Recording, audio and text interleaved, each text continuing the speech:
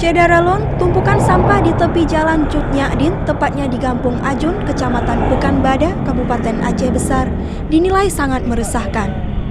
Kondisi ini dikeluhkan warga sekitar, pasalnya selain sudah mengotori dan merusak pemandangan, tumpukan sampah juga menimbulkan bau yang tidak sedap, sehingga mengganggu kenyamanan warga dan pengguna jalan.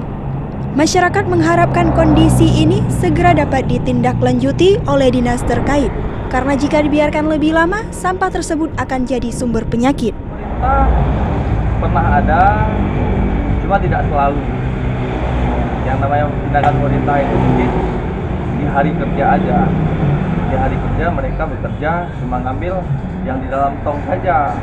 Tapi yang di luar, yang menumpuk, yang membusuk, mereka tidak peduli. Dari Aceh Besar, Fadlun Nas, Serambi On TV.